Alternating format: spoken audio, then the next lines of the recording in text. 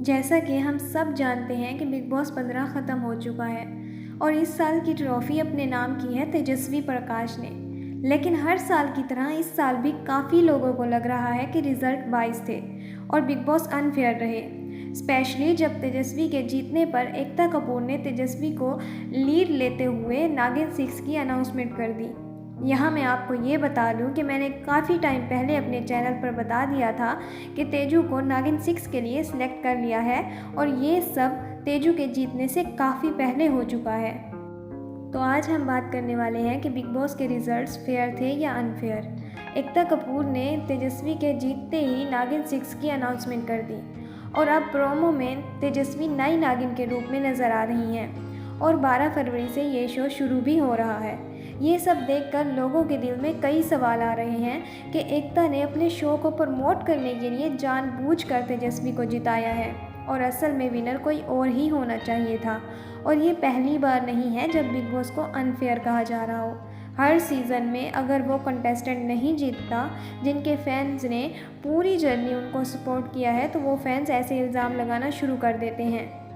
लेकिन असल सच्चाई क्या है? बिग बॉस फेयर है या अनफेयर? इसी सवाल का जवाब देने के लिए मैं इसी साल के बिग बॉस का एग्जाम्पल लेती हूँ। बिग बॉस में कौन जीतेगा कौन नहीं, वो तो हमारे हाथ में है ना। जो हमें पसंद होता है, जिसकी जर्नी हम ऑडियंस को अच्छी लगती है, हम उन्हें वोट करते हैं। तो इस साल भी तो वही हुआ ना। मैं जानती हूँ कि हमारी वोट पर की हुई वोटिंग हम देख नहीं सकते, लेकिन और भी तो तरीके हैं जिससे ये पता लगाया जा सकता है कि बिग बॉस का फैसला सही है या गलत। मेरे अलावा कई ऐसे चैनल्स हैं जो यूट्यूब पर या सोशल मीडिया पर वोटिंग करवाते हैं और मल्टीपल प्लेटफॉर्म्स की वोटिंग से ये क्लियर है कि तेजस्वी साफ साफ विनर है और एकता कपूर का तेजस्वी को नागिन 6 में लेने का उनकी जीत से कोई लेना देना नहीं है। और अगर वोटिंग के हिसाब से कोई कन्फ्यूजन था तो वो प्रतीक और करण में था। कभी वोटिंग में करण सेकंड आ रहे थे तो कभी प्रतीक। ऐसे में एकता को कलर्स को बोलकर कुछ करवाना होता तो वो करण को सेकंड करवाती ना, क्योंकि करण और एकता बहुत अच्छे दोस्त हैं और करण का डेब्यू भी एकता के सीरियल से ही हुआ था।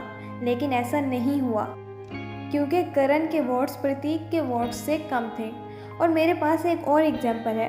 अगर चीटिंग ही करनी होती तो सलमान शमीता को भी तो जिता सकते थे, क्योंकि शमीता और उनकी बहन शिल्पा शेट्टी को सलमान बहुत सालों से जानते हैं और बहुत अच्छे दोस्त भी हैं।